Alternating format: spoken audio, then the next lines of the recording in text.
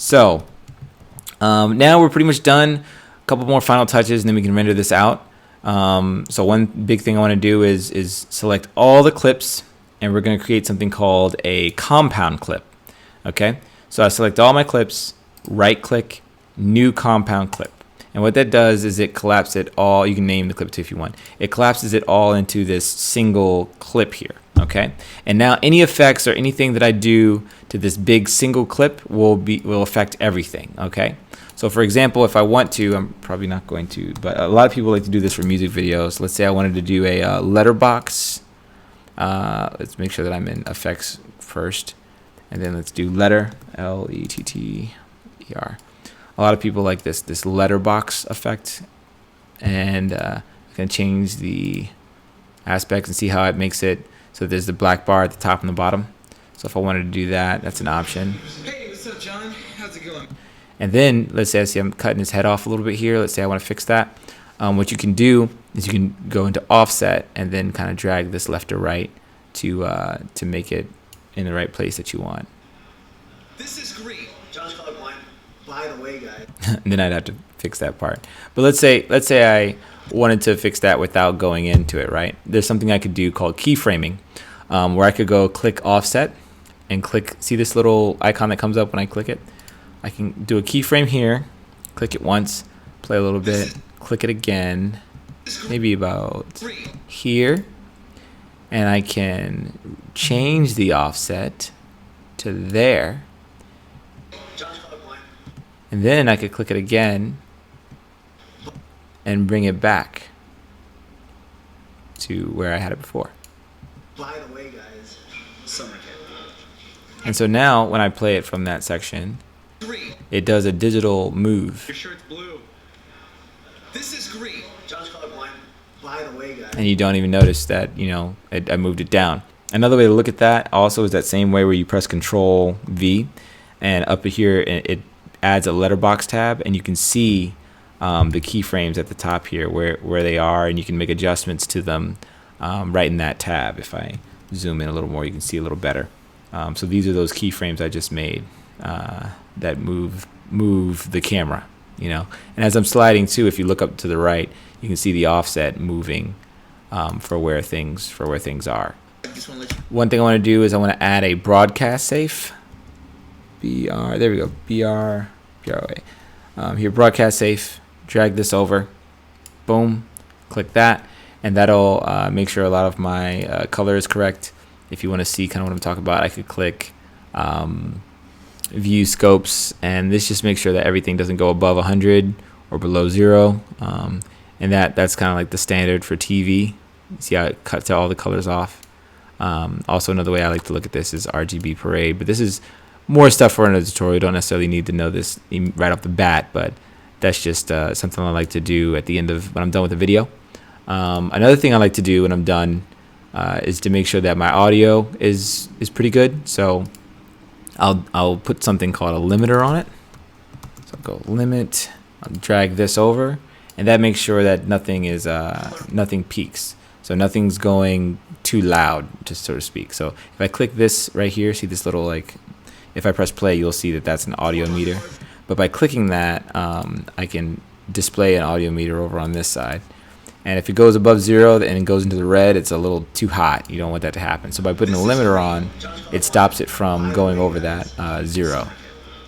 So those are two things I like to do when I'm completely done with the video. Okay, now we got our finished product here. So let's talk about how we're going to export this. By the way, if you want to go back and make any adjustments, you can always just double click into the clip and then go make any adjustments you want. So I want to now export this video. So let's make sure we're selected in the timeline, because if you're selected somewhere else, like say like on one of these videos up here in the library, and you try to export, it'll export that clip versus what's in the timeline. So make sure you're in the timeline, you selected in the timeline. We'll go to File, Share, and let's click Master File, because here, in my opinion, are the most options. Tsunami Slap. Let's go to Settings. You can change description and anything like that, or tags here. But let's go to Settings. One of my favorites is Apple devices, ACE.264, Faster encode generally is fine for web. It still keeps it pretty clean. I mean, this is just a web video, so I don't need it to be super high quality or really big file. I will keep it at 4K since YouTube allows 4K now, and that's where I'm going to be putting it. And then I'm going to click next, and then I'm going to save it in Stunts Action. Click save, and you'll notice that I can still kind of do stuff in here even though it's exporting. Final Cut's pretty good about letting you do other stuff when other things are going on. But up here, see this little circle that's moving? This is the background task bar. When I click that, this comes up, and it shows that it's sharing and that it's creating this video file here. Okay. Also, if Final Cut does background rendering, so while you're editing, up here, things like transcoding media and rendering will be happening in the background while you're working. So while we were working that whole time, sometimes that circle was moving. That's what it was doing. It was just rendering that was happening in the background. That's one of the cool things about Final Cut. Also, you'll notice that I never clicked save at any point in time. And that's because Final Cut saves automatically. Every time you move, it saves. If you wanted to, before we take a look at this, if you wanted to, let's say do a save, like a save as. If you give me a second here to find it, or do you right click this? Yeah, you press duplicate as snapshot, and it'll create a file that's saves at a certain point. So a very specific point if you need to do like multiple types or anything like that. You can also just duplicate the project. I used to do that, but snapshot is how you can duplicate a project file and have it saved exactly the way it is. We just exported it. Let's take a look and make sure it works. Hey, what's up, John? How's it going, man? Yeah, I think that's a pretty good video. And yeah, thank you for checking out this tutorial. Other things to think about. I didn't show you guys colors, but that's up here in the inspector as well. You can always add different type of color corrections to things.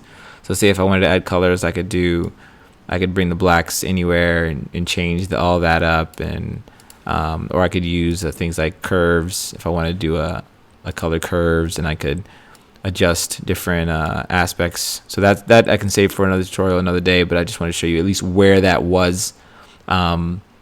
So yeah, so this is just enough, I think, to get you started on making your videos, and I will see you next time for another tutorial. See ya. Thank you for watching my walkthrough on the basics of Final Cut X 10.4. If you have any questions or have any requests for tutorials, then put them in the comment section below, and I will get to them as soon as I can. All right, thank you very much.